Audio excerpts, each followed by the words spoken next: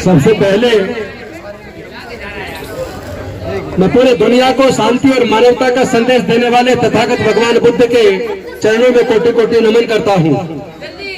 महर्षि वाल्मीकि जी, संत गुरु रविदास जी, संत कबीरदास जी, गुरु नानक देव जी, ज्योतिबा फूले जी, सावित्रीबाई फूले जी, मैं क्या करूं बताइए। फातिमा शेख जी, नारायण गुरु जी, साहू जी महाराज, पेरियार ईवी रामास्वामी नायकर जी, डॉक्टर बाबा साहेब अम्बेडकर, माता रमाबाई जी, जगदेव प्रसाद कुशवाहा जी, कर्पूरी ठाकुर जी, रामस्वरूप वर्मा जी, ललित सिंह यादव जी एवं मान्यवर कांसीराम साहब सहित समाज के सभी महापुरुषों के चरणों में कोटि कोटि नमन करते हुए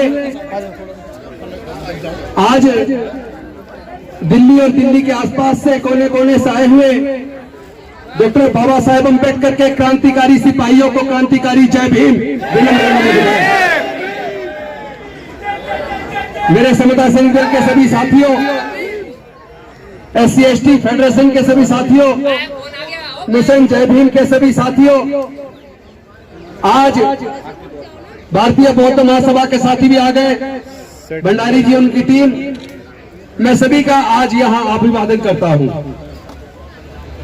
आज हमें तय करना होगा कि भारत से छुआछूत खत्म होगी या नहीं होगी, भारत से जातिवाद खत्म होगा या नहीं होगा। आज समय है केंद्र की सरकार को, चाहे देश के प्रधानमंत्री माननीय मोदी जी हो, चाहे गृह मंत्री अमित शाह जी हो, चाहे विभिन्न राज्यों के मुख्यमंत्री हो या उनके मंत्रिमंडल के लोग हो, पूरे देश की सरकारों को आज बताना पड़ेगा वो जातिवाद खत्म करना चाहते या नहीं करना चाहते, वो छुआछूत मुक्त भारत बनाना चाहते या नहीं बनाना चाहते। पूरा देश आज आजादी का 75वां अमृत महोत्सव मना रहा है, लेकिन मैं अपने समाज के युवाओं से, इन बहनों से पूछना चाहता हूं, क्या आप लोगों के हिस्से में आजादी आई है? नहीं। क्या आप अपने आप को आजाद महसूस करते हैं? नहीं। क्या आज भी हमारी बहन बेटियों की इज्जत नहीं लूटी जाती? क्या आज भी हमारे भाइयों का जाति पूछकर कत्ल नहीं किया जाता? किया जाता है। क्या आज भी देश के संसाधनों में हमें हिस्सा मिला है? बिल्कुल नहीं मिला। तो अगर भारत आजाद हुआ है और 75वीं वर्षगांठ आजादी की मना रहा है, तो उसकी तरक्की में देश के दलितों, पिछड़ों, आदिवासियों का हिस्सा कहां है? देश के प्राकृतिक संसाधनों में हमारा हिस्सा कहां है? भला हो डॉक्टर बाबा साहेब अम्बेडकर का, जिन्होंने 3500 साल की गुलामी को तोड़कर देश के अनुसूचित जाति, जनजाति, पिछड़े वर्ग के लोगों को न केवल आजाद करा, बल्कि जो धर्मशास्त्रों में लिखकर 3500 साल तक हमारे पढ़ने लिखने पर धार्मिक बंदिश थी, 3500 साल तक हमारे व्यापार करने पर धार्मिक बंदिश थी, 3500 साल तक हमें संपत्ति इकट्ठा करने पर भी धार्मिक बंदिश थी।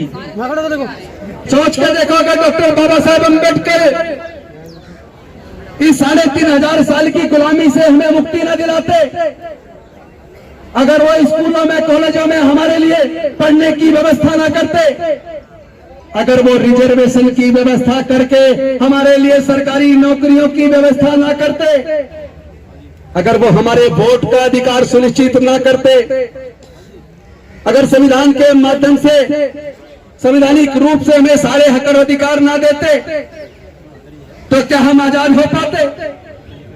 आज जो हमारे घरों में थोड़ी बहुत खुशहाली नजर आती है, थोड़ी बहुत तरक्की नजर आती है, वो केवल और केवल डॉक्टर बाबा साहेब अम्बेडकर की कुर्बानी और बलिदान की वजह से है।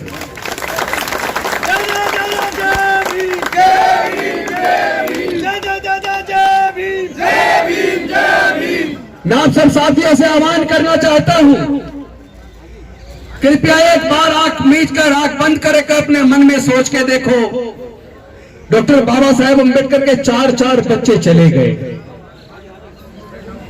जिस पिता के 4 बच्चे छोटी सी उम्र में इलाज के अभाव में मर जाए, वो आदमी टूट जाता है।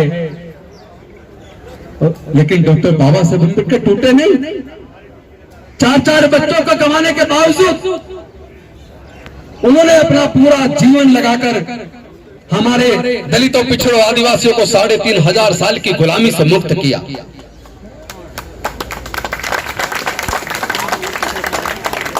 मुझे याद आता है 1956 के अंदर 18 मार्च को आगरा के अंदर डॉक्टर बाबा साहेब अम्बेडकर ने समाज के लोगों से कहा था कि मैं अकेला इतनी बड़ी बड़ी डिग्रियां लेने के बाद, पढ़ने के बाद आया और मैंने समाज की दुख तकलीफ दूर करने के लिए अपना पूरा जीवन लगाकर अपने लोगों के अधिकार सुनिश्चित किए। मैं उम्मीद करता था कि जब मेरे समाज के लोग पढ़ लिख जाएंगे, अफसर बन जाएंगे, डॉक्टर, इंजीनियर, वकील बन जाएंगे, अगर मैं अकेला इतना सब कुछ दे पाया तो मेरे समाज के पढ़े लिखे लोग मिलकर जब इस लड़ाई को लड़ेंगे तो समाज को पूरी तरीके से आजादी दिला देंगे, समाज के हक अधिकार सुनिश्चित कर देंगे। लेकिन आज मैं बड़े दुखी मन से कह रहा हूं, मुझे मेरे पढ़े लिखे लोगों ने धोखा दिया। इस कारवा को बड़ी मुसीबतों के बाद मैं यहां तक लेकर आया हूं, बड़े कष्ट झेले हैं।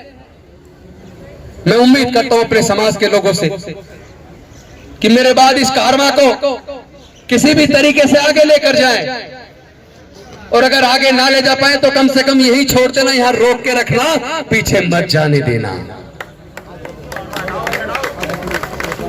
लेकिन क्या ये सच नहीं है? कारवां आगे जाने की बजाय और जहां तक डॉक्टर बाबा साहेब अम्बेडकर लेकर आए वहां तक रुकने की बजाय कारवां पीछे चला गया।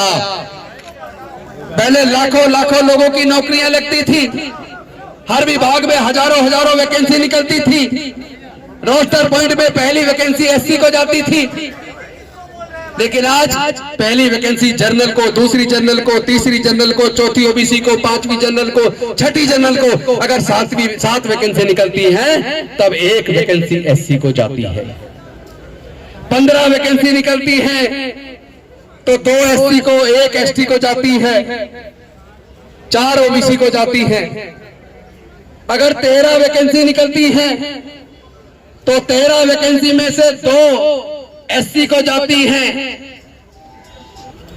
13 में से एक एससी को जाती है, 2 ओबीसी को जाती हैं, 10 वैकेंसी जनरल को जाती है। कहने को कहते हैं 49.5% रिजर्वेशन है, कहां है 49.5%? इतना बड़ा धोखा हमारे आंखों के सामने हो रहा है और हमारे समाज के लोग चुप बैठे हैं। अरे जब डॉक्टर बाबा साहेब अम्बेडकर संविधान लिख रहे थे और इस बात पे चर्चा शुरू हुई, अंग्रेज जाने वाले हैं, अब हम अपनी सरकार चुनेंगे तो वोट का अधिकार देना किस किस को मिलना चाहिए? ज्यादातर संविधान सभा के सदस्य इस फेवर में थे कि वोट का अधिकार केवल जो इनकम टैक्स पे करते हैं, जो बड़े जमींदार हैं या जो ग्रेजुएट है, केवल उनको वोट का अधिकार मिलना चाहिए। तब डॉक्टर बाबा साहेब अम्बेडकर जी ने सोचा, जब धर्मशास्त्रों में लिखकर 3500 साल तक हमारे लोगों को पढ़ने ही नहीं दिया, धार्मिक बंदिश लगा के रखी, तो हमारे लोग ग्रेजुएट कहां से बनते? इसका मतलब हमारे लोगों को तो वोट का अधिकार मिलेगा नहीं। जब हमारे लोगों को संपत्ति रखने पर, व्यापार करने पर धार्मिक बंदिश थी, तो फिर हमारे लोगों के पास संपत्ति कहां से आती, जमीन कहां से आती, वो इनकम टैक्स पे ही कहां से बनते?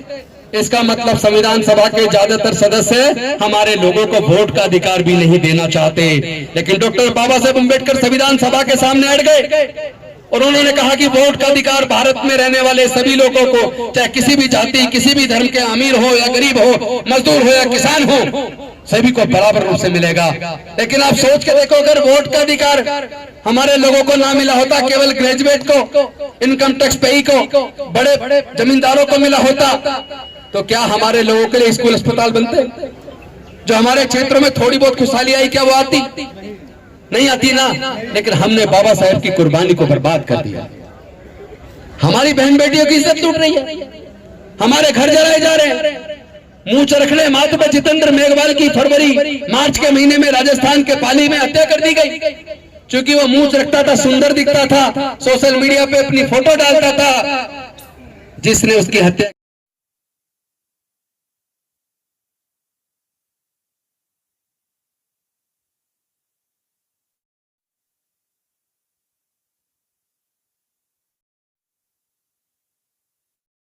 इसलिए मुझे ये अच्छा नहीं लगा, ये दलित है, मैंने इसलिए इसकी हत्या कर दी।